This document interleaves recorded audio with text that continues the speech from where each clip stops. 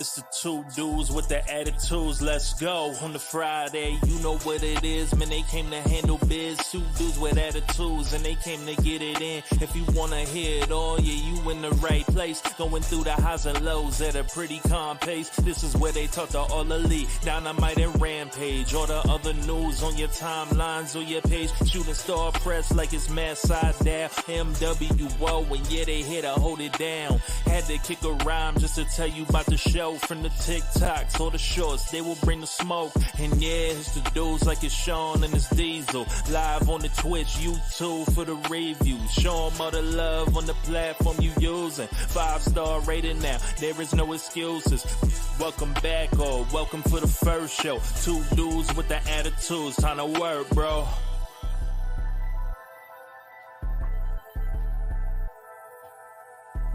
Let it cook. Try keep it going. Cook. Welcome back. Oh, it's still going. Yeah, it's still going. I had it. I thought I had it. This stupid thing always plays on a loop, and I can never figure out how to turn it off. Woo! Welcome back to another episode of Two Dudes. It is. It's both our first days. Two Dudes with Attitudes of Wrestling podcast. Welcome back, Two Dudes Wolfpack.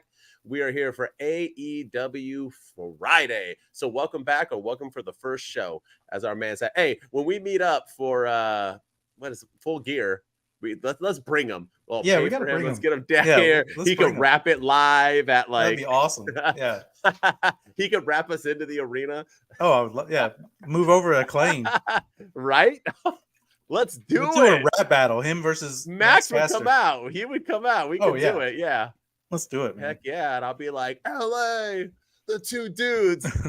All right. Scissor me, shooting star. We can do it. Let's do it, man. That'd be fun. Well, we're already working on costumes and stuff, so you know we'll keep you all updated. We got a little surprise for everybody. Yeah. But anyway, welcome back. It's football season. It is. Yesterday was the first game of football, so that was exciting. Did you catch that game? That was a crazy. I did. Game, yeah, it was a good game. Yeah, good. Congrats to the Detroit Lions, 1-0, and the Kansas City Chiefs are 0-1. Which that doesn't hurt my feelings at all because I'm a Broncos fan. So I'd like to see the Chiefs face some adversity every once in a while. I got the Broncos defense on my fantasy football league. I have hope in them, and they play the Raiders, and I think they're gonna do all right. I think the Broncos are gonna do all right. Yeah, it depends on Russell Wilson. He but is he gonna turn like Russell Wilson suck because the coach, or does he just was never that good? People are all over the place. I don't know. We'll see. I don't know. He's like 5'4", so.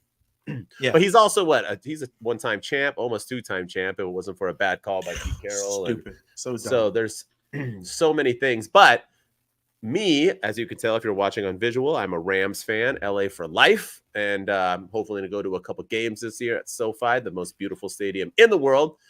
When you come down for Full Gear, I'm going to look to see if there's a Rams game that weekend. Yeah, that'd be fun. SoFi. Yeah, I wonder if November 19th there's a game we can go. You need to go to the most beautiful stadium that isn't WrestleMania. That may be why it's on a Saturday. At the Forum?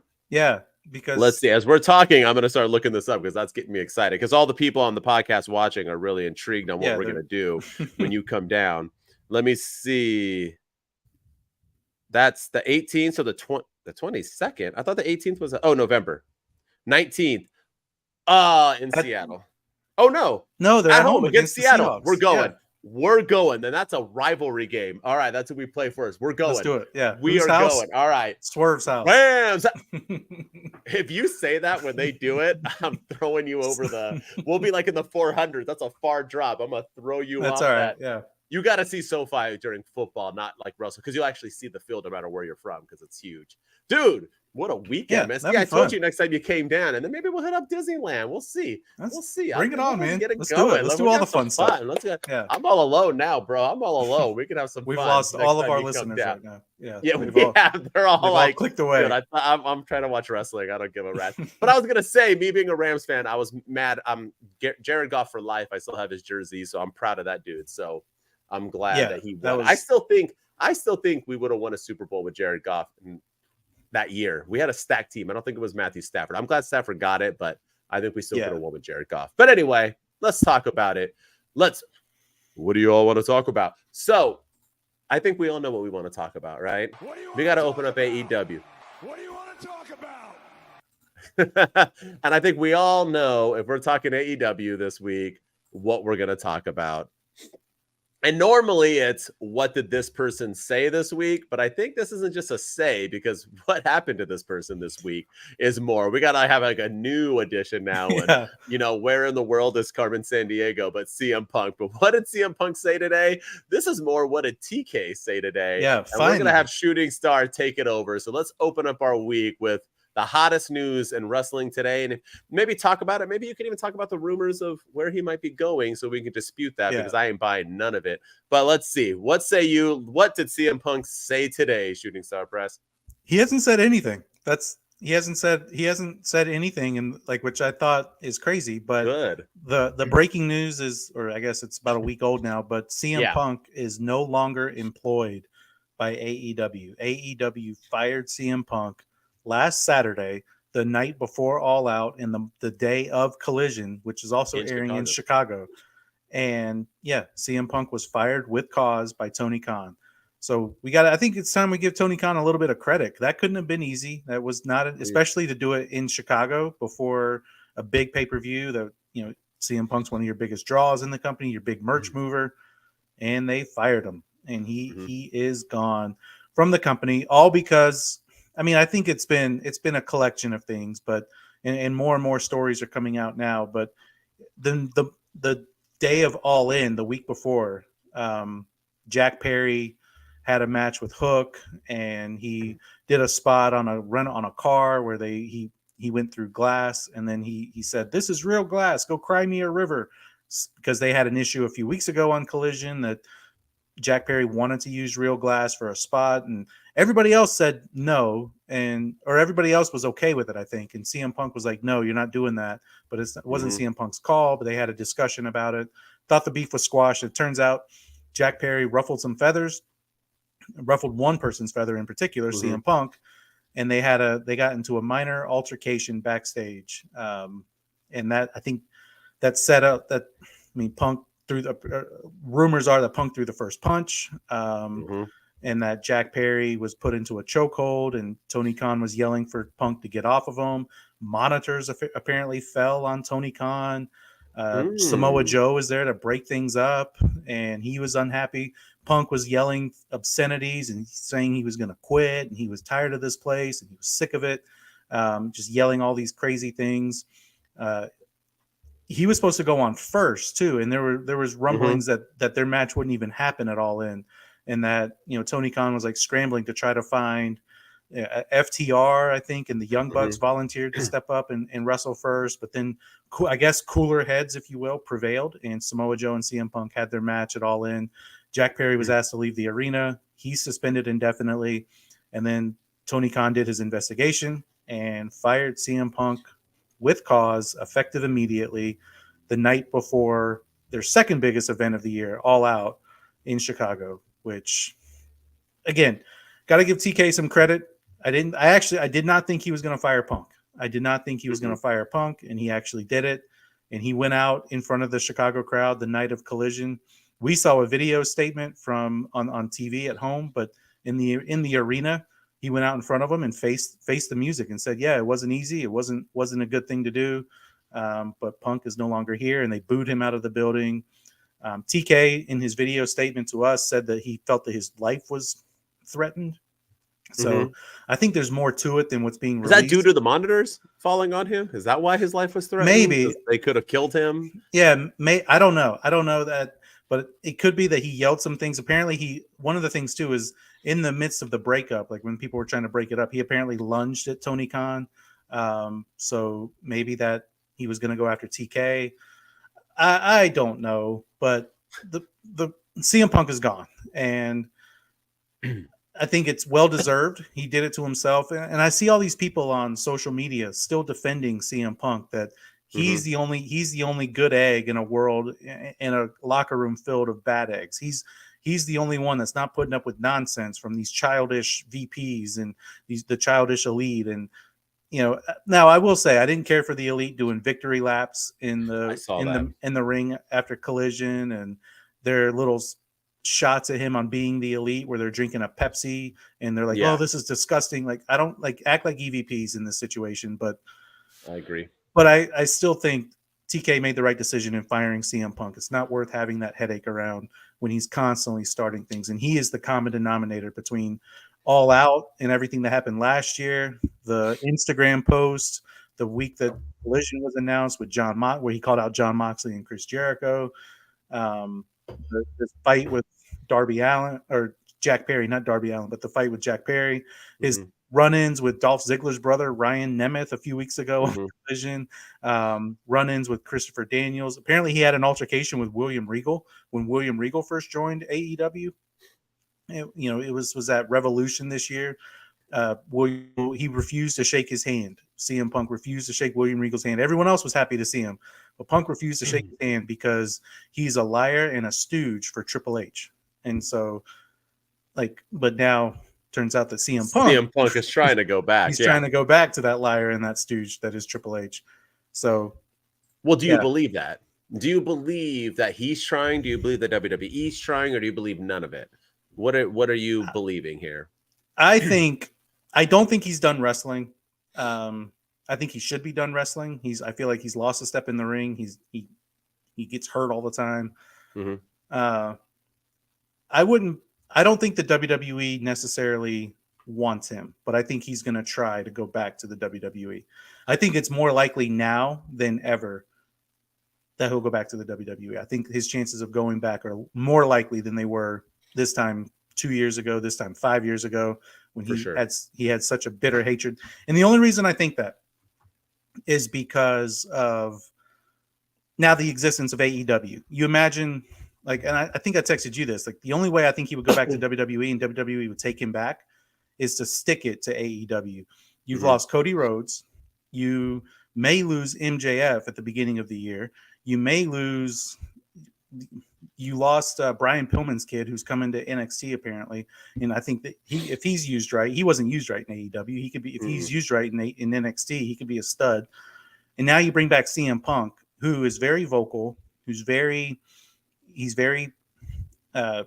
outspoken. He tells everybody, tells it like it is. You imagine if somebody's contract's up, say Drew McIntyre. Hey, my contract's running up. I may go to AEW. You have CM Punk in the locker room saying, look, you don't want to go there. It's toxic. This is what happens. This is what I went through. He could kind of use that as like a recruiting tool to keep some of your existing talent. That's the only thing I see. But at the end of the day, I still don't think it's going to happen. All right. So CM Punk got fired, right? Yeah. Finally. I mean, here's the thing, right? Should have happened last year. Yeah. So at my job, we have a kitchen, and our cook is a big time hardcore wrestling fan, and I love it. So now we talk constantly every day. I go to work, and he says he tunes into the podcast. I mean, who knows? But we talk all the time, and this and that. And it was funny because we were talking, and I said that would be like me coming to work and going up to him and saying, yo, I told you I needed more, chicken nuggets and this and that. Are we gonna have a problem? And then you mouth off to me, and then I put you in a chokehold and this and that, and I expect not to be terminated. I would have been fired off my first offense. Yeah. I can't lay hands on any employee at my job. This dude did it multiple times, twice, and I get it. I know all these cool, tough guys on the internet who are like, bro, this is wrestling. This is how it works. People, real men in football, they fight and this and that and blah, blah, blah. Okay. These aren't those type of scenarios. This isn't like a situation to where you're in the ring and Brock Lesnar took a stiff hit, so he gave you a stiff hit back. And okay, those are two meaty men. Hey, you got me, I got you. Let's talk it out in the backstage. Maybe we rumble a little bit. No, this is CM Punk starting crap because he thinks he's tough and trying to fight people, putting people in chokeholds. He's trying to fight people who don't even want to fight him. People are like, I don't want nothing. Like, get away from me. And he's trying, like, William Regal would have mopped CM Punk at 60, 70. Yeah. How William Regal would mop CM What he did Punk. to Goldberg and Nitro? 100%. Yeah. I'm telling you, I saw CM Punk train in MMA. The dude cannot throw a punch if his life was on. I would not, if CM Punk met me in an alley, I would not be afraid to, where'd I go? You're still here. I can hear you. Oh, there I am. Sorry. My stupid phone is hooked up to my maybe disappear. But anyway, I would not and I wouldn't be afraid of him. If he bumped into me and was like, you want to go? I'd be like, okay.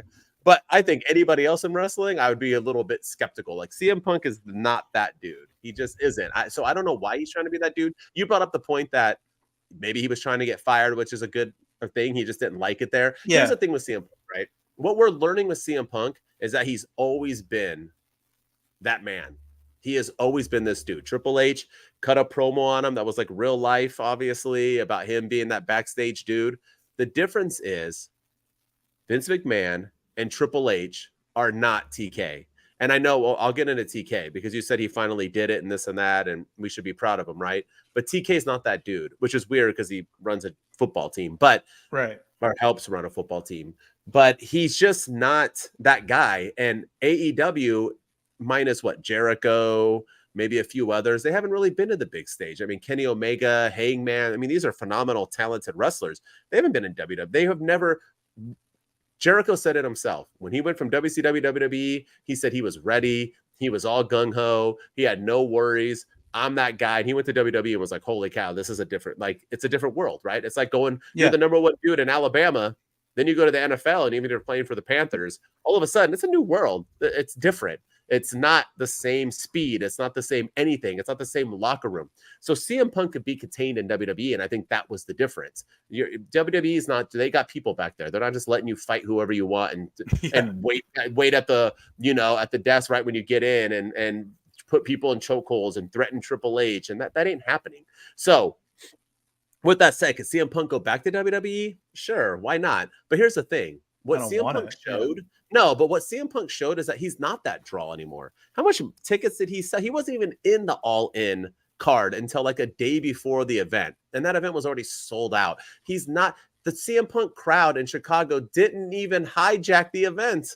They didn't even chant CM Punk barely. They enjoyed the match. So how much is CM Punk truly over anymore? And that's not me. And like you said, his wrestling ability, he's out of shape. And I don't mean just because he's like chubbier now. I mean, he's out of shape. Like Samoa Joe's a big dude. He ain't out of shape. Samoa Joe can go. CM Punk is out of shape. Samoa Joe that's why he's getting. That's for sure. Hell yeah, he would. But that's why he's injured all the time. When you're out of shape, you're going to get more injuries. I don't think he trains anymore, cardio wise, or I think he's just not that guy anymore. And thinking about it too with CM Punk, because I have been a CM Punk fan, and so have you, and I followed him throughout everywhere and this and that. What has he truly done minus the pipe bomb? His runs in WWE were good, but whatever. Yeah. You know what I mean? Like, minus the pipe bomb, he's been living off that moment of him in a Stone Cold t-shirt, sitting on the stage where he cut a good promo. His promos weren't even that great in AEW. And how many other promos? He got killed by The Rock, got killed by other people in his promos throughout his career when he was a champion. So, I mean, you look back at it, and I just think CM Punk is just a guy who people put here, who was never here, who would never deserve to be there. And TK firing him was all good. I did not like the way that TK came out and basically like made the announcement and stuff. Bro, move on. Fire him and move on. You didn't have to make that announcement. Who was CM Punk? He was basically like apologizing to the fans for firing him. Why are you apologizing? Yeah, if you have termination for cause, why are you apologizing?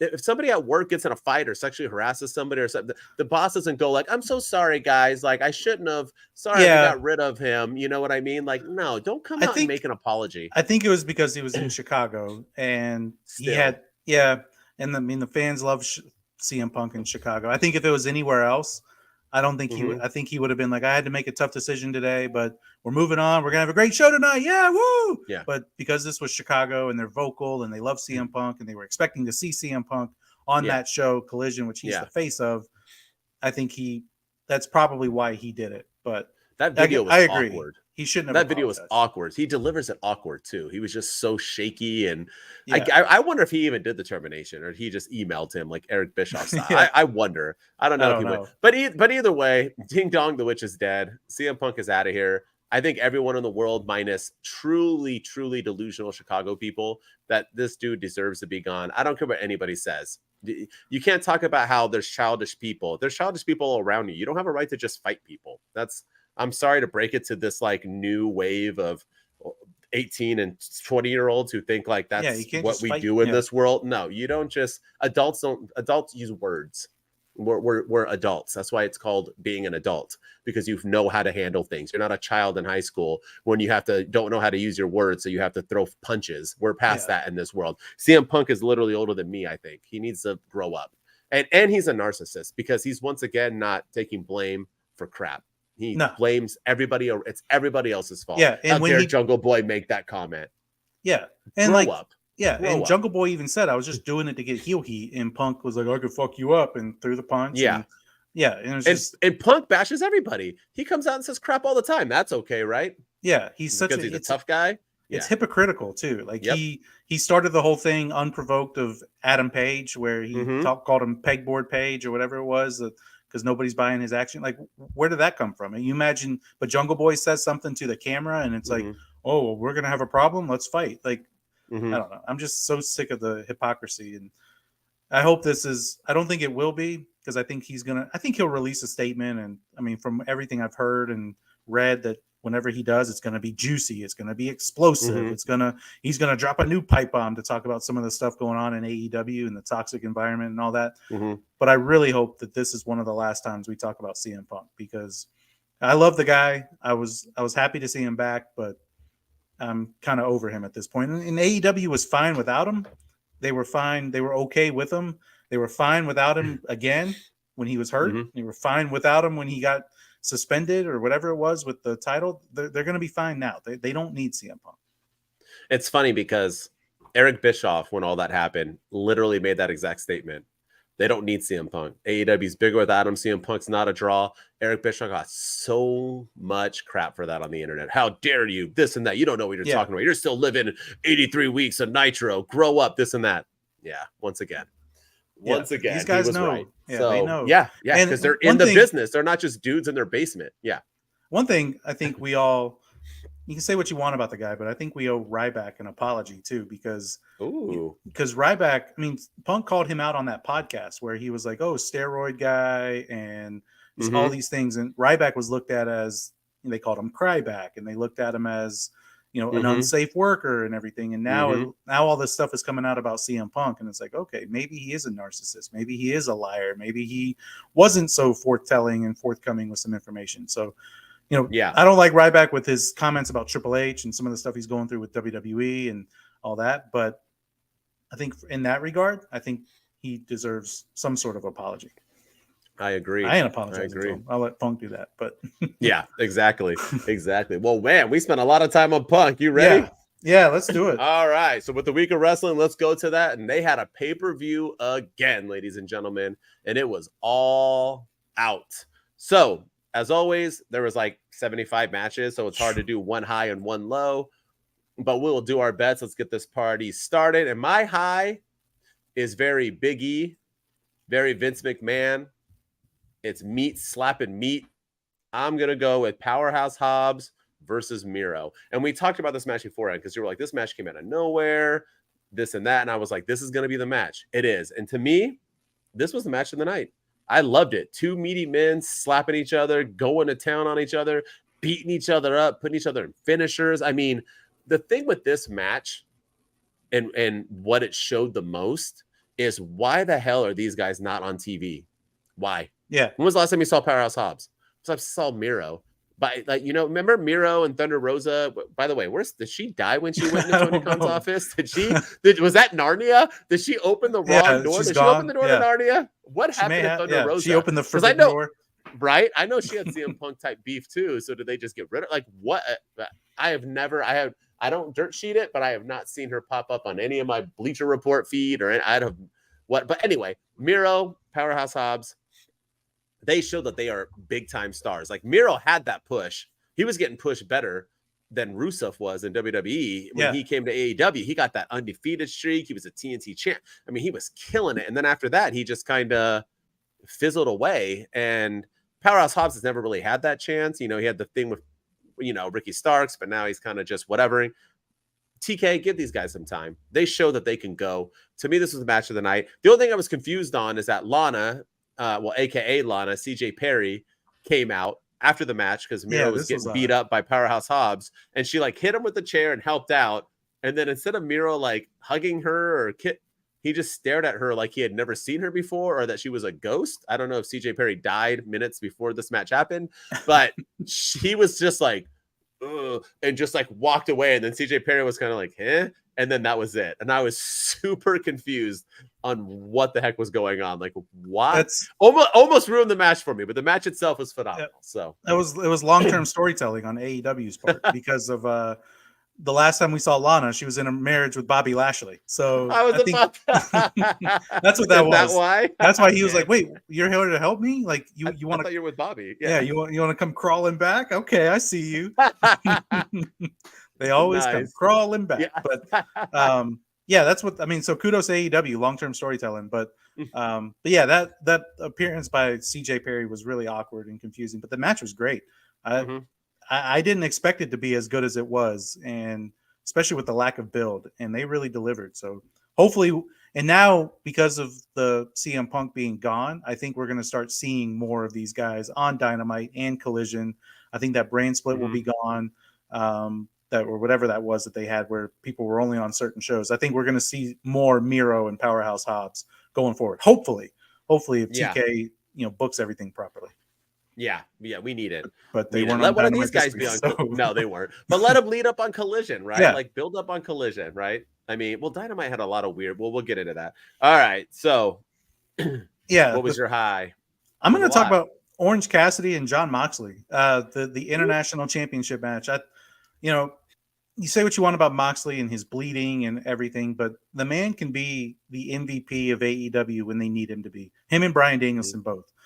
Danielson replaced CM Punk in the strap match with Ricky Starks. That was a hell of a match. And it was a great match. And talk about no build, talk about nothing. I mean, 24 hours ago, we thought he was going to be main eventing against CM Punk, and now he's wrestling Bryan Danielson.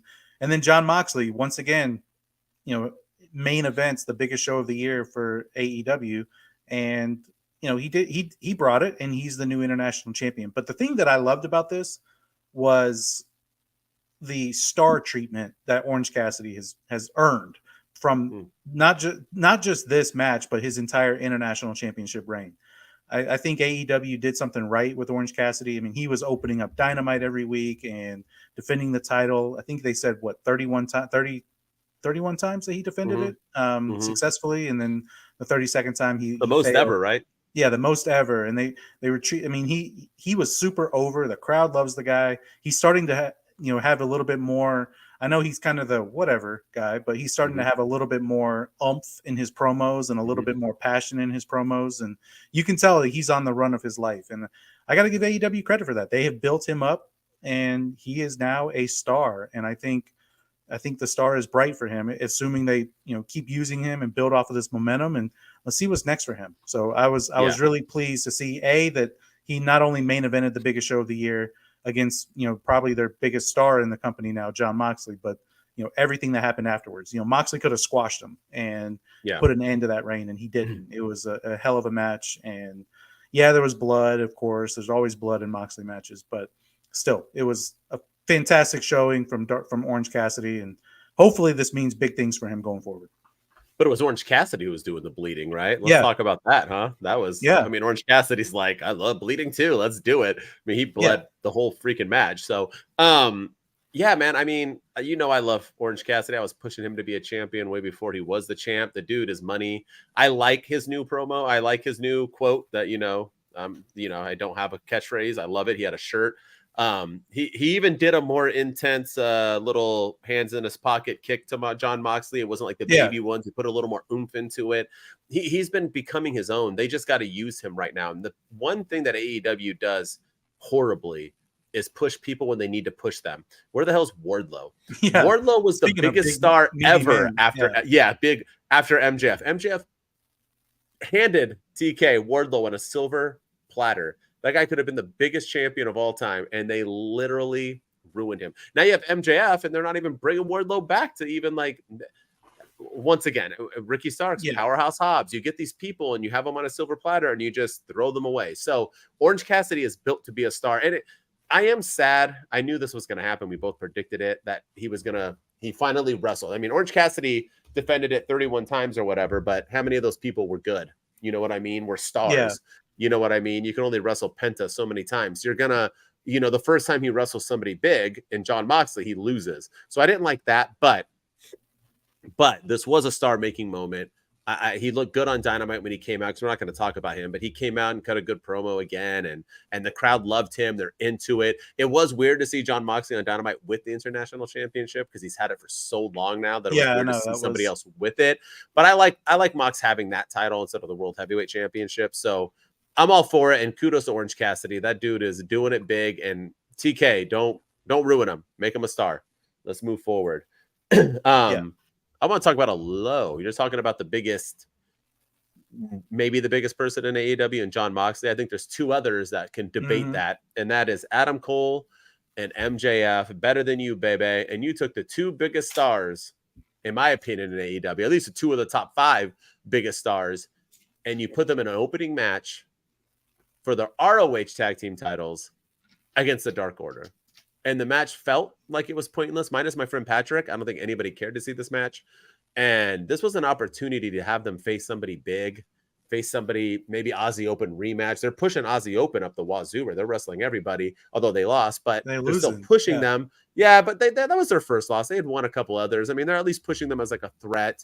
You could have them wrestle anybody, and you have them wrestle Dark Order, and the match felt pointless. It was the only thing we're talking about from that match is that stupid push by Samoa Joe and the fight afterwards. We're not talking about that match. It just seemed like MJF and Adam Cole didn't really want to be there. It just felt like it was the shortest match. Every match in AEW was like 20 something minutes. This was like 13. It just did not feel like it needed to be there. It felt pointless. And why are we don't put them on at all then?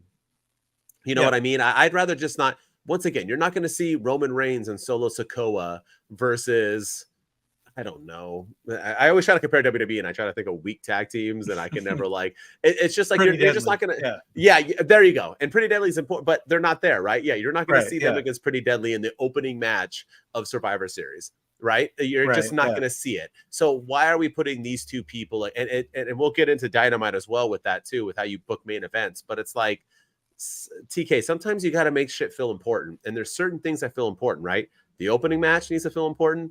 The main event needs to feel important. Always. It needs to be important things, pushing storylines or big names. I know this was big names, but wrestling the Dark Order, come on, bro. No one thought the Dark Order was going to win. So why even? Yeah. And like I said, it just felt like even the Dark Order, I didn't feel like a lot of effort. This match just happened. Yeah. and you talk about opportunity on a silver platter. You've had MJF and Adam Cole kind of sort of beefing with Roderick Strong and Matt Taven and Mike Bennett. Why not do a tag team ROH tag team title match? Roderick Strong, I agree. Matt Taven and Mike Bennett, the Kingdom versus Adam Cole and MJF at All Out at your biggest show. At least that would have made some sense, and it wouldn't have just been thrown together. And Roderick Strong could have been involved somehow, and which side is he on type thing. But yeah, like this match just felt it was. I mean, I thought MJF and Adam Cole, it was just a lackluster match. I thought it was a lackluster performance from those guys. You could tell that, they were ready for it to be over with. But I like the ending. I like the Samoa Joe came out and basically shoved MJF aside, and then they started fighting. So I thought that kind of saved it. But the 13 minutes that we got beforehand, I thought were absolute waste of time.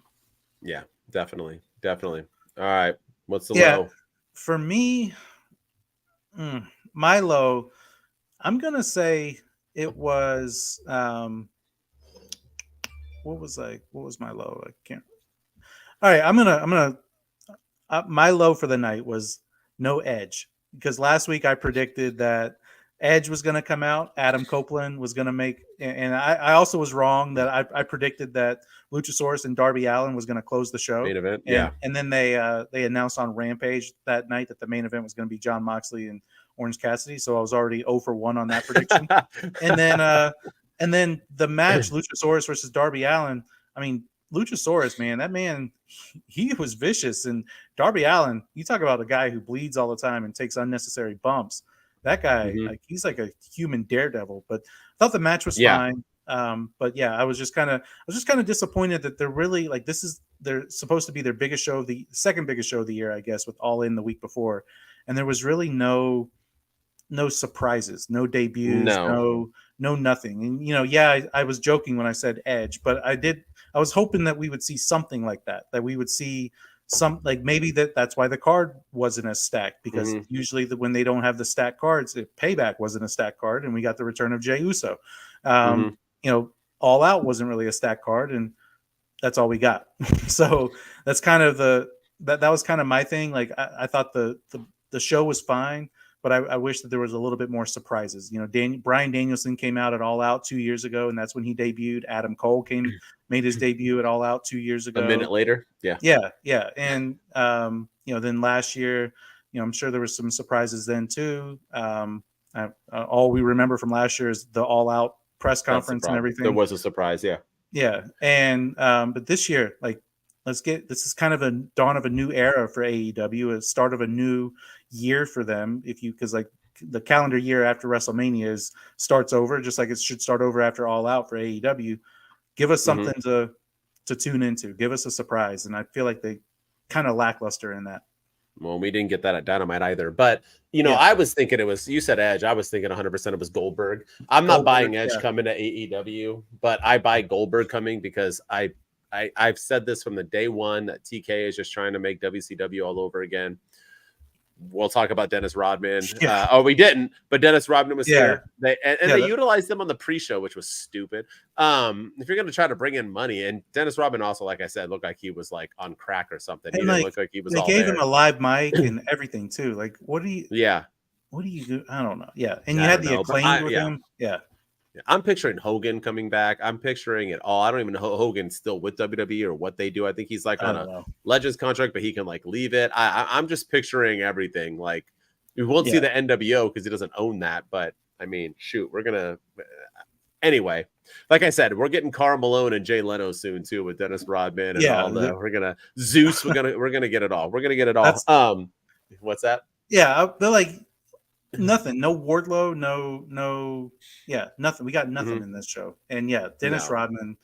We don't need them back. Yeah, we're gonna get Gilbert and Rodman and Hogan and I don't even know. Maybe Kevin Nash will make an appearance and the namesake of our podcast. Yeah, I don't know, but I miss Kevin Nash. He has a great podcast too. But here's he does. So I have to say, I don't watch all AEW pay-per-views. I usually will just skim through the matches and find them, and so I can review them and see what I like from each match. I watched this pay-per-view, and I have to say, AEW needs to take some notes from WWE. Their pacing just isn't good. I noticed, but every match on a pay-per-view doesn't have to be 20 to 30 minutes long. And because of that, because they give everybody so much time, there's like no break. It's like match. Yeah. They do like a quick promo, but like they do like a quick thing before to explain what happened, but that's like 1 or 2 minutes long. It's like literally just like end of match, entrance, end of match, it's like and this pacing to me is like way too, like, I know people crap on WWE because they do all these, like, you need a break. I need to be able to get up and pee or go get a beer or like mentally just like process what happened. The pacing is atrocious. Too many matches, too long of matches. Get with it. I know all AEW fans love it. They're just there for wrestling. They don't care about story or anything else. But still, man, you could do so much more. Maybe a backstage interview here and there just to promote. So I don't know. Like, there's just, it was just like bang, bang, bang, bang, bang, bang, done. Yeah, and like you had the Samoa Joe entrance right as MJF and Adam Cole were leaving. I mean, there's an example right there. Yeah, literally. Yeah, and like that's like a, they used it to be for a story purpose. So I mean, there was a reason for that, but that kind of stuff happens all the time. I mean, Orange Cassidy. Well, again, we won't talk about it, but Orange Cassidy on Dynamite was cutting a promo, and right at the end, here comes Jon Moxley. And he comes in through the crowd, and it's like Orange Cassidy hasn't even left the ring yet, and Moxley's coming out to have his match with AR Fox. The pacing, it's not just on pay-per-views, it's on Dynamite, Collision, Rampage. But here's the thing, though, right? It feels so rushed. So I went to the two Dynamites. I've gone to every AEW event in LA at the Forum. There's been two. I went to both, right? And at least you get commercial breaks. So at least the commercial break pauses, I can go take a piss. Because I wasn't even talking about live, being though I can go get another beer. I like to drink at events. I can go get a thing of nachos because now I'm hungry. I've been there for 2 hours or whatever because you were there earlier. Yeah, I'm worried about us going to Full Gear that I'm gonna have time to do. I'm gonna have to miss a whole like a match. 9-hour. Yeah. Yeah, but you're gonna have to like miss a match to go get a beer because the beer lines are always gonna take 20 minutes. And then I'll have to get a pretzel or whatever. I'm gonna miss a match to go get, like, that's what I mean. You gotta have pacing, man. Like fans, I don't know how the crowd, maybe that's why the crowd did kind of die. I mean, I don't know. But you can't go. I just feel like it's just the pacing's off. Maybe that's just my opinion. I don't know. No, I agree. Either way, that's been a complaint of AEW is their pacing. They're just it just feels rushed. It's like, okay, we gotta get the next guy out. We gotta go. You gotta get moving. And it's just like, slow down a little bit. Let's let things cook. Let things breathe. Why don't you cut 4 matches by 5 minutes, 4 out of the 12 matches, make those 15-minute matches instead of all being 25. Now you just gain 20 minutes. Now you can take some breathers and do some stuff in between to let fans freaking just breathe for a second. Break. Yeah. Exactly. I think that's like a New Japan thing, right? That's what they do. Since you do like in Japan too with like MMA fights, like no breaks, just like fight, move them out, clean up the blood, bring out these new people while we're scrubbing the arena. Like UFC paces too. Like you got to have pace. All right, let's get into Dynamite. You ready? Yes, sir. After that rant, after that 40 minutes of CM Punk and all out rant. All right, I'm going to go up. I'm going to start off with this MJF and Samoa Joe promo. Yeah, let's go for it. I thought this was fire. I know MJF does a bunch of juvenile jokes, calling him fat but I don't know. I thought, Samoa Joe was pretty funny. I thought, and you could tell Samoa Joe was crack. I mean, because here's the thing, right? Samoa Joe's Joe boy. Yeah, I mean, they were pretty funny. Because here's the thing, right? Samoa Joe's not fat. He's Samoan. Samoans are bigger. They're just naturally evolution born. They're just bigger guys. He's in shape. He's buff. He's muscular. He's just a big dude. He's freaking Samoan. Get over it. And not all Samoans are Roman Reigns, right? You know how much, look at Jey Uso. You know how much work it's taken him? Look at Jey Uso when he came into the WWE and now. Like, it takes work for a Samoan to look like Roman Reigns. And even Roman Reigns, he don't have a six-pack. Got a little pudge on him. It's hard, man. I mean, The Rock. Well, The Rock literally works out 48 times. So The Rock needs to slow it down. He looks better now than he did when he was in WWE. Because he was a little, pudgy too. I mean, he's muscular. I mean, it's just Samoans are Samoans, right? So I don't think Samoa Joe is over here like, oh, it's not my fault I eat cheeseburgers. Like, I think he's perfectly fine with the jokes, right? So the juvenile jokes were good. But I think people sleep on Samoa Joe and forget how good Samoa Joe was on the mic because he was bringing it. Told the crowd, when they were talking about he effed whatever, and he was like, yeah, that's what your mom said last night. And he was like, even on MJF, he was countering MJF's disses. I don't have to play, but I mean, it was all around good stuff. I liked it. I think this was old. This is how you should push MJF as a babyface. Being a douchebag. I like that he's doing a scumbag. That's what he's doing, is a whole scumbag gimmick. I like it. That's what Stone Cold did. You don't have to be Cody Rhodes when you become a babyface. You don't have to be kissing children and hugging people. Like, MJF at least is still keeping it like that. I like it. And I think what this thing proved is why the hell is Samoa Joe on ROH? Samoa Joe is top 5 in AEW right now. Right now, you got MJF, Adam Cole, you got Kenny Omega, you got Chris Jericho, or maybe Mox, Samoa Joe. I mean, that's top 5 right there. You got Samoa Joe's in your top 5, and you have him being wasted as a secondary ROH champion. Why? This dude can bring it big time. Samoa Joe has always been that man. He was that man in Impact or TNA. He was that man in WWE and NXT. He's that man in AEW. Samoa Joe is that dude. And I think this proved it. I hope they get a feud going. But once again, we were talking double booking. TK double booked CM Punk, had him feuding with Samoa Joe and had him feuding with Ricky Starks. We have Roderick Strong for the past month feuding with Better Than You, Bebe, entering the tournament. And before he even has a match, Samoa Joe and MJF have a thing, and now they're feuding, and Samoa Joe's entering the tournament. They're on opposite brackets. What are we doing here? One clear winner, because now what happens? And are they going to wrestle in the finals? And then how does that match end? Like, I am so confused on why are we double booking all the time? Stop double booking. Is it Roderick Strong or Samoa Joe? Pick a champion. Pick who's the next challenger is, and let's move on and go from there. So that's the only downfall I saw, but holy cow, this promo, I enjoyed it. I was laughing my butt off the entire time. So Yeah, I thought it was. I wasn't expecting it, and MJF did talk about WWE, made some WWE references, talking about William Regal and smacking him back to NXT. That was good. I was okay with that line. That was and saying the same thing about Samoa Joe is like, and you're next, and he's going to send him back to NXT. So I don't mind those. They weren't bashing the WWE. They were actually really Samoa quick, Joe. You're in on the in more than I. What was the ice cream truck line? He told him, "Hey, the ice cream truck's coming," and then he said, "Back then, I was running the NXT show and being the champ." On the other network. Yeah. Did we have something with an ice cream truck? I don't remember. I was very confused on that line, but they knew. The crowd went, "Ooh, I didn't.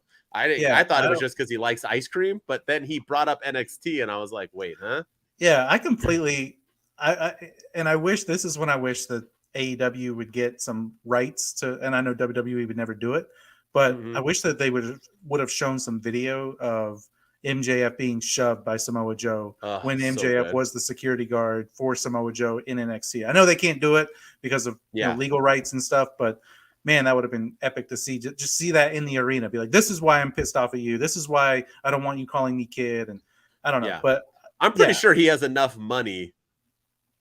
TK has enough money to buy rights for a night. Yeah.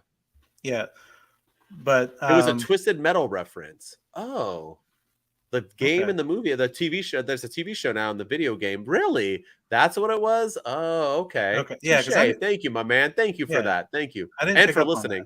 Thank you. Yeah, me neither. I was so confused. I was like, wait, just because he's big, he like ice cream? Like, and then okay. What's that have to do with being on the other show's network and being the face there? But Samoa Joe brought it, and the thing is Samoa Joe only talked for like a total of like 45 seconds, and he delivered in that time that he had. MJF did his part. Yeah, I'm excited about an MJF Samoa Joe feud. I think it's dude. You have a different side of MJF as the baby face, and Samoa Joe is the heel, and curious to see what they do with it. So I dug it. So apparently Twisted Metal streamed on Peacock. It is. This show is on Peacock. Yeah. I heard it's a good show. Great game. I loved playing Twisted Metal. Okay, and that makes sense then with the NXT. Now ice. Yeah. Okay. Yeah, makes sense. Yeah. But and then speaking of MJF and Adam Cole, let's go wash, rinse, repeat with La Sex Gods, Sammy Guevara and Chris Jericho. Those guys, man, like they're doing the exact same story that they're doing with Adam Cole and MJF, just on a lower budget. It feels like it just it's like the Hallmark version of that feud, because we're all waiting on pins and needles for someone to turn, and I don't think it's going to happen anytime soon, because I think fans love it, and with MJF and Adam Cole. But Chris Jericho and Sammy Guevara are now La Sex Gods, and they had a match on Dynamite, and they had a moment at All In where Chris Jericho lost to Will Ospreay, and then he shoved Sammy Guevara, and then he wasn't at All Out, and then they reformed the La Sex Gods on Dynamite, and then they had a match against Aussie Open, and they won, and it was a good match. I don't know how I feel about Aussie Open all of a sudden losing all of it, but again, it was a good match. It made sense that they lost to Chris Jericho and Sammy Guevara. They brought it, but are they setting it up for, like, they had some tension in the match? They had some moments afterwards where they were kind of shouting at each other and everything, and it's just we've seen this with Adam Cole and MJF. Why are we doing this again with Jericho and Sammy Guevara? It's like Tony Khan finds something that works, and he's like, okay, that worked for them, it's going to work for these guys, and it's going to work for you, and we're going to put Jeff Jarrett and Jeff Hardy together in this tournament, and they're going to like each other, and let's get Swerve Strickland and Keith Lee back together, they're going to get along. Like, I don't understand it just feels like wash, rinse, repeat, and eventually one of them is going to turn on the other. It's probably going to be Jericho. It might be Sammy Guevara, but I also don't really care. I thought the match was good. I thought I like them in the tag division. I think they're a good tag team. I wanted them to stay together. I just don't like the whole story of them, one of them potentially turning on the other. We're going through that right now with MJF and Adam Cole. We don't need to see it again on the mid card. I agree, and I don't know. And they were like pushing, and then Sammy like stormed off like a child. And what was he mad about? That Jericho got the pin? I know he like accidentally bumped into him twice. Well, he like hit him twice, right? He like hit him once and he threw someone into him the second time. Then he got the pin. But you got the win. So it's not like Jericho, like, why would he do it on purpose if he still got the win? I'd get it if they lost and then he would throw a fit. I'm okay with the Aussie Open loss too, because Aussie Open's a big time tag team, I feel like right now. So they needed to beat somebody other than, the Dark Order. So I'm glad that they got a big win to kind of push themselves. But I didn't like the bickering, right? Are we going to bicker every time? Like even Adam Cole and MJF stopped bickering. Like their last win, they weren't like, and then they hugged again. Like they moved on from that. So I just feel like we need to move on from that as well. And if we're going to have them be less sex gods, then let's push them.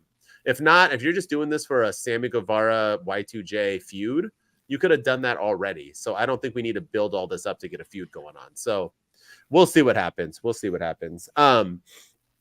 Talk about weirdness. I want to talk about the Grand Slam #1 contenders tournament. We talked about how it was stupid, and this is a cheap way to make a #1 contender, because #1 contenders need to be, and this match is like ending like 2 days before they wrestle at Dynamite against MJF. So that's not even building a contender. It's like we're not building a story here. So what are we doing here? So let me just talk about something, right? WWE has a #1 contenders, anything, even an IC title match. They have people who deserve to be in the tournament, right? We throw names in here, right? Imagine Roman Reigns coming out and being like, yo, there's nobody right now ready to face me for my championship because I haven't been on TV in 3 months. So he comes out and they build a tournament. Imagine that tournament has like, Fandango, and are they still around? And Dolph Ziggler and I don't know, Grayson Waller, and you're just putting random people, and then you throw in, Cody Rhodes and Jey Uso or whatever, and then you throw in, Paul Heyman for fun. This is like what it felt like to me. That let me tell you who's in this #1 contenders match. You ready? In the tournament? We got big names like Trent Beretta, Nick Wayne, Jay Lethal. He's been killing it lately in the singles division. We got Penta. Penta's, for some reason, Penta never wins, but yet he's in everything that you need to be. Yeah, I know. Talk about Penta's in everything, and then lose all the time and get into a tournament. Right. And Jeff Hardy, baby. Jeff Hardy's been killing it lately. He's been losing nonstop as a Hardy. Put him in that tournament, and then we also add in Samoa Joe, Darby Allin, and Roderick Strong. So if you don't have Roderick Strong right now with the neck strong, that was pretty funny. Roderick Strong right now feuding with Adam Cole, he doesn't deserve to be in the tournament. So you have, what has Trent Beretta done to earn a championship? Because here's the thing, and all realistic, obviously they're all going to lose, but they're all, technically they're supposed to be real, right? So they all have a chance to face MJF. Trent Beretta, Nick Wayne, he was in the main event and didn't even know how to throw punches. He had to be taught how to wrestle. This guy's up for we don't have. He just got there too. Thank you. So why can't you put where's Wardlow? Where's Powerhouse Hobbs? Where's Miro? Where's freaking Ricky Starks? Anybody. You don't have to win. They can win the first match. You can build feuds. They can get double TQs. They can cheat to win. This tournament feels like trash. I have no interest in the fact that like Jay Lethal's going to go all the way. Is Penta going to face MJF at sometimes they'll have one garbage guy here and there, but usually you don't have 5 out of the 8 guys be completely, why the heck are they? Am I off on this? You're building a tournament. Why does a tournament not feel special? It doesn't feel special at all. Why not? It feels. Yeah. You could have had Ricky Starks. You could have had Powerhouse Hobbs. You could have had Miro. You could have had Orange Cassidy. We just talked about what's next for him. We still don't really know. Adam Cole. Yeah. Cesaro. Sorry. Claudio. You could have had. Even Wheeler Yuta has been winning. He at least feels like more important. Bryan Danielson. He has history with MJ. Something. Yes. Make it feel important, and it just feels like it's going to be Samoa Joe versus Roderick Strong in the finals to get to MJF. But we already know that MJF's next opponent is going to be Samoa Joe because of their promo battle. It makes sense that they have a match against each other. And that's why I don't like it when they do these tournaments. And it's an example of doing way too much. And that's what this is. It's doing too much. You know, you either don't do the promo battle with MJF and Samoa Joe, which I'm glad they did. I don't want them to do away with that because it was good stuff. But that's kind of, you know, that's kind of calling your shot. You already know that. Yeah. You already know it's gonna lead to them to eventually getting into the ring and going at it. So we'll just have Samoa Joe win the tournament. Then, like, I don't know, at least make it unpredictable. And what's the point of the tournament if you're gonna have Samoa Joe do this? Because that was enough of Samoa Joe to build to make him the number one contender. He's already an ROH champ. They already have beef. They're two big time wrestlers, all time greats. Yeah, he doesn't need to win the tournament. Yeah, exactly. So yep, the tournament is literally pointless. And take away all those tournaments and have Nick Wayne having airtime, you can give it to other wrestlers who need to be having airtime. Like you said, you brought up Keith Lee. Where the hell has he been since Swerve turned on him? Yeah. Why is Swerve Strickland not in this tournament? Darby Allin. Like what is, anyway, we can go all day, but it's just weird. Weird booking to me. Yeah. Weird. Yeah. And speaking of Swerve Strickland, talking about weird. So he had a weird little moment with Hangman Adam Page in the ring. So Adam Page was out there cutting a promo because he won the over budget charity battle royal or something. And does that mean they had extra money, so they might as well give it to charity? Because what else are you gonna do with it? I guess, yeah. I guess over the budget. Okay. And so they Hangman Page won a pre-show thing that, you know, and then he donated $50,000 to the Chicago Public Education Fund, which, you know, I didn't realize Hangman Page was a teacher beforehand, but you learned something new. A bad teacher, it said. Yeah. Yeah, that's what it said. An awful teacher? Yeah, what did it say? Awful teacher? It was a really bad teacher, I think. Oh, really? Yeah. Yeah, which I thought that was a funny little thing. Brody Lee was a teacher apparently too, but oh, shoot. But yeah, so, and he made a comment about teachers being underpaid, unappreciated, and they're the real heroes. And he was right with that. We love our teachers, go teachers.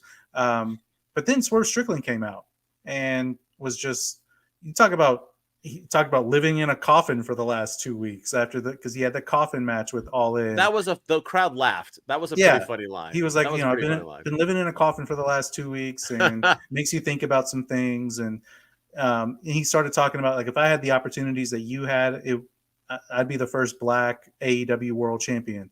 And the crowd popped.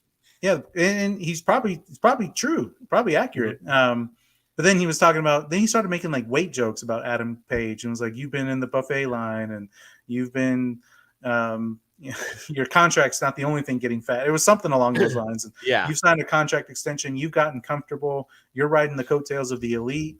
And it was just, I don't know. I was glad to see Swerve Strickland get some airtime away from the stuff with Darby Allin and cutting people's fingers off and all that stuff. But yeah, this was just, and I was glad to hear him on the mic, but it was just a weird thing. I don't know what it was. It didn't land for me. I wasn't feeling it. I'm excited about a potential match between these two. I have no doubt it'll be great. But this was just, I don't know, the segment just felt a little weird. And then Hangman Page storming away. He's like, I don't have to listen to this. And then he said something about, Swerve Strickland said something about his family, and that brought Adam Page back into the ring. He's like, you don't talk about my family. And started like, it looked like they were going to fight. Didn't punch him. Didn't do anything. It was really weird. Yeah. Yeah, it was just, but I mean, I guess I'm excited about a Hangman Page, Swerve Strickland feud, because it, again, it gives Hangman Page something to do away from the elite and the PCC, something fresh, something new. But I don't know, the way it was delivered and the way it just felt random. You talk about randomness. This was random and weird. It really was. And it felt like we were supposed to know something. Then Brian Cage interfered and like power bombed him, and people were like, Brian Cage has history with Hangman Page. And I was like, so is this why they're I agree with you, Fool. I thought it was all weird. I thought calling a guy who literally has a six-pack fat was like weird to me. Like, how in shape do you got to be nowadays to be a wrestler? I mean, the dude is not out of shape. I didn't know Hangman Page. If he's out of shape, then holy cow, I need to like get my life together, because that guy is like. Pointed out he hasn't had any new wrestling gear or new merchandise in almost a year. He's been eating good, and it's showing. Yeah. He's gotten comfortable. And Swerve Strickland's like all belly. Swerve Strickland has like the biggest belly. He's like one of those skinny guys who have like the big gut, although he's skinny. So I was really weird by that too. But Swerve Strickland and Hangman Page signed me up. That's the only thing I got out of this was that I'm all for the match. It was a weird promo, But that's new. It's fresh. Swerve Strickland's going to wrestle someone who matters. That's like Orange Cassidy getting mocked. Like, it's about time we're giving these wrestlers who need to be pushed a push. So I'm all for that. I think they can have a great match, a great feud. Mogul Embassy, who's in it now? Dancy McGee, Brian Cage, and Swerve. Is that it now? What happened to, like, are we just like, I know they kicked AR Fox out, but didn't they have like 9 other guys? Like, what? Like, I'm so confused by what's going on with the Mogul Embassy. It's just them 3 now, right? I think so. Yeah, I think it's just the 3 of them. And why is Dancing McGee a prince? Why is he a prince? Is that his gimmick? I think we gotta start watching Ring of Honor. I think they explain I think all is that this. What it is? Yeah, because they're very maybe big. I do. Yeah, but yeah, yeah. Dancing McGee, I don't get it. But anyway, it is what it is. But I agree with you. Weird segment. But I'm all for that feud. Yeah, so I want to see the match. I think they're going to deliver. I think it'll be has potential to be a really good feud. It was just a weird way to introduce it. Yeah, for no reason. But anyway, all right. Segment time. You ready? Yes, sir. That was AEW, and it's report card time. And this is where me and Shooting Star Press will go back and forth. We'll ask a couple suggestions of what we think you should grade something currently going on in the AEW universe.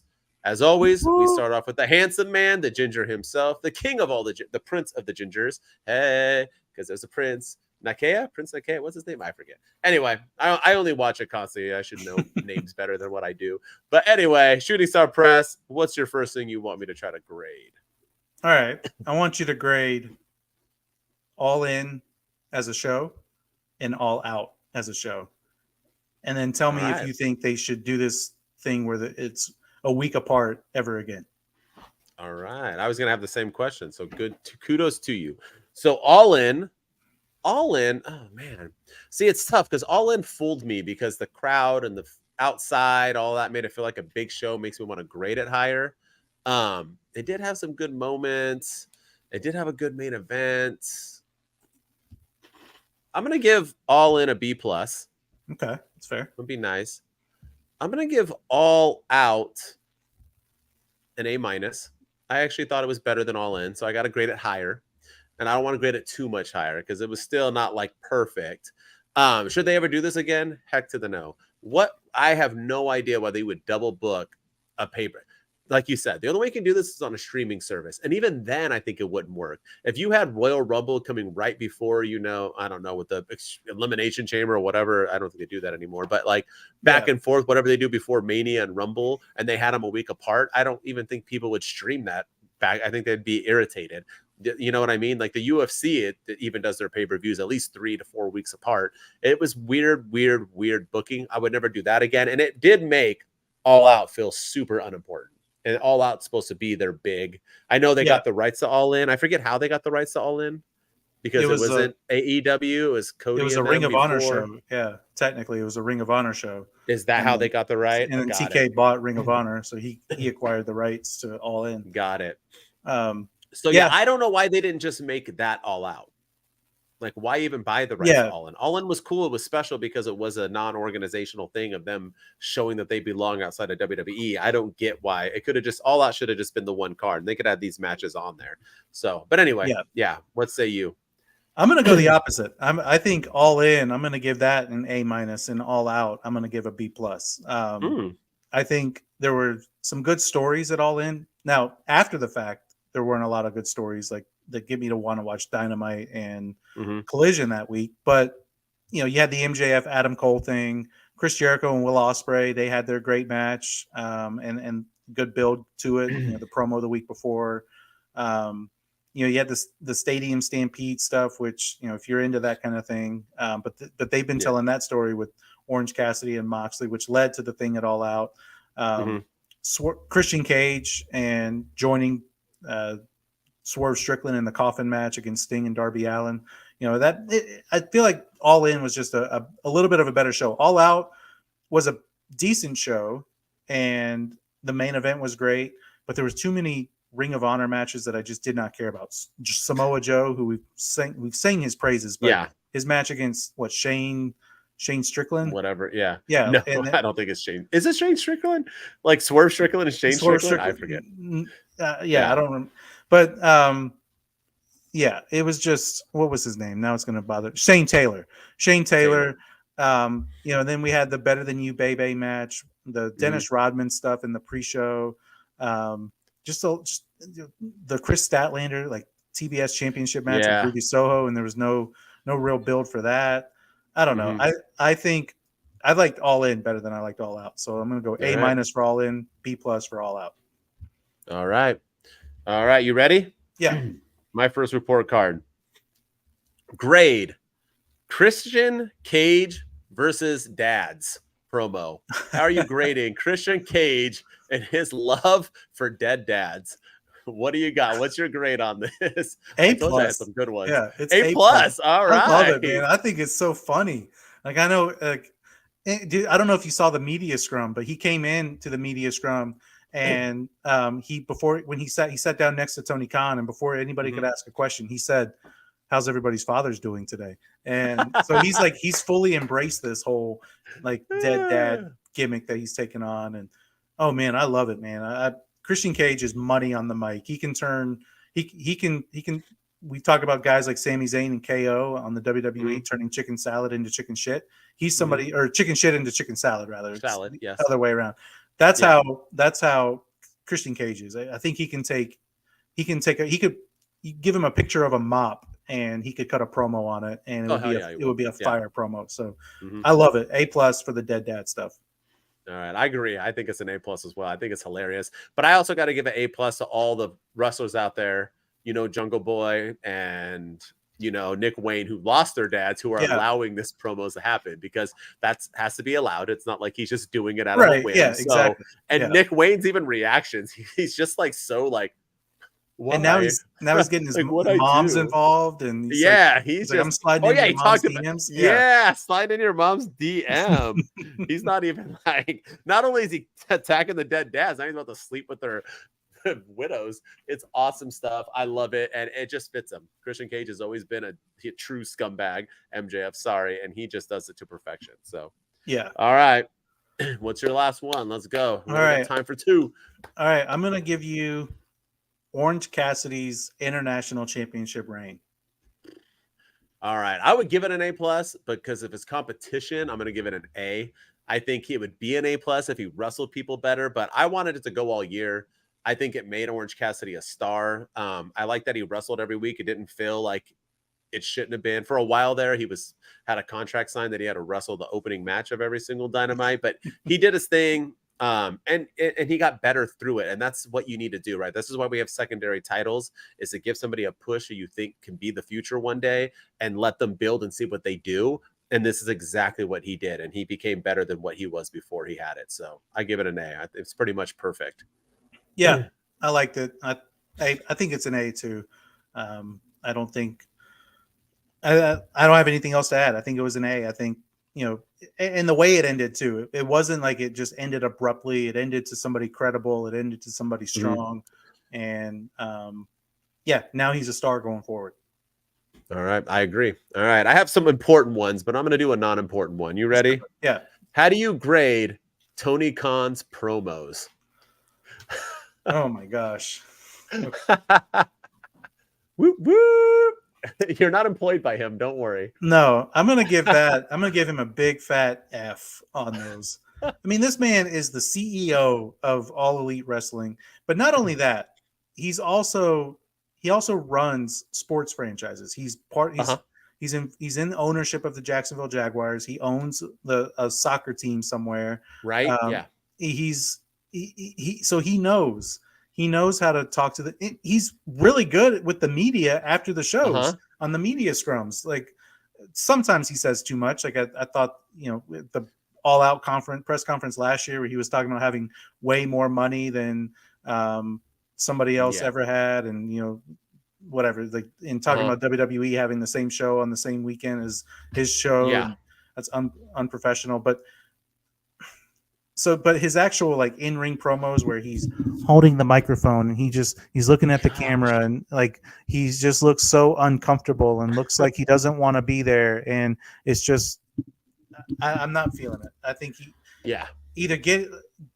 we don't need him making announcements, or he needs to get somebody to do that kind of stuff for him. Hire you have an EVP, bring them on and have them make some announcements. If you don't want to be in front of the camera, that's fine. But just F all the way.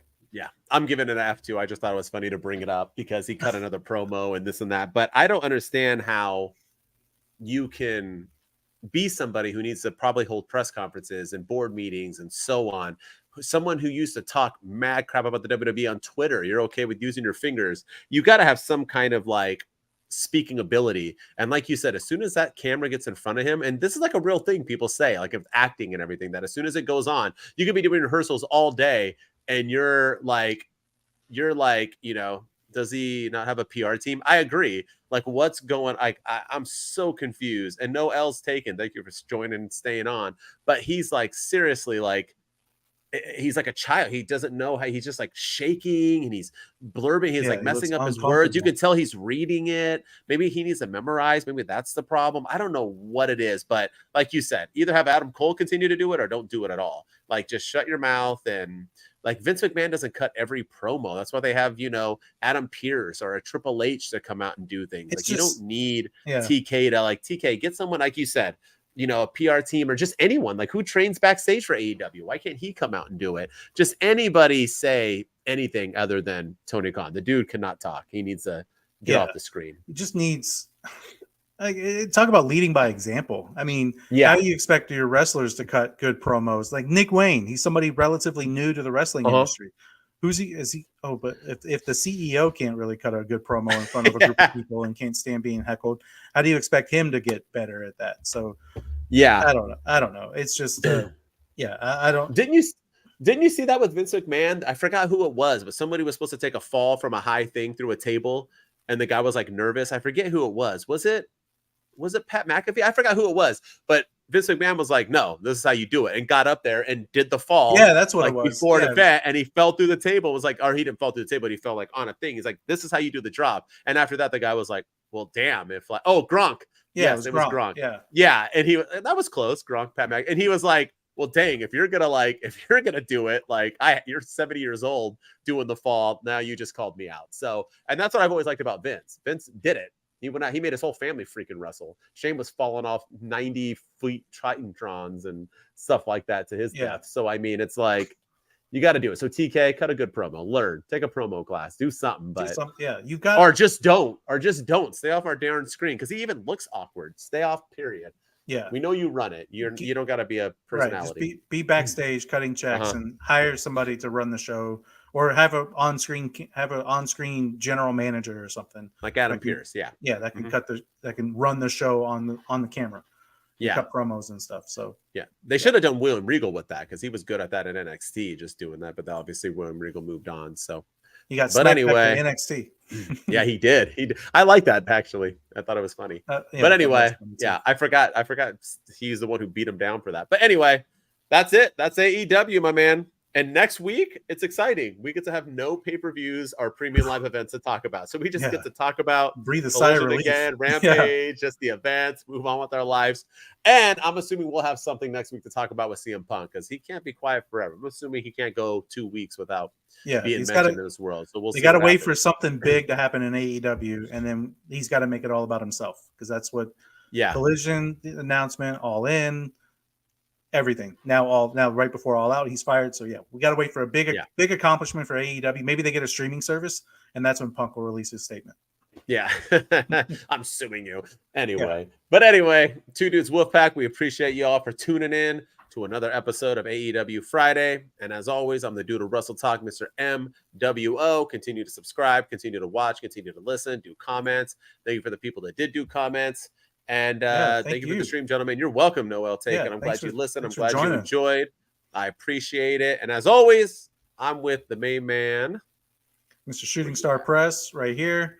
Our Insta and TikToks are right here on the screen at Shooting Star PRS, at My Wrestling Opinion on the Tickety Tockety. We are on Apple and Spotify as well. So go download us and subscribe, rate us, and review us. And then, of course, hit us up on the YouTubes because we are growing significantly over there. So, and big accomplishment too. Next week, the WWE Wednesday episode will be our 75th episode. So I feel like we got to do some sort of 75 episode extravaganza. We're Yeah, something. I don't know. I feel like people always go all out for 75th anniversary, so we should do something. Yeah, let's do it. All right, that's big time. All right, y'all heard it there. So tune in next week. 2 dudes, Wolfpack. We out. We out. It's the 2 dudes with the attitudes. Let's go. On the Friday, you know what it is. Man, they came to handle biz. 2 dudes with attitudes, and they came to get it in. If you want to hear it all, yeah, you in the right place. Going through the highs and lows at a pretty calm pace. This is where they talk to all elite. Down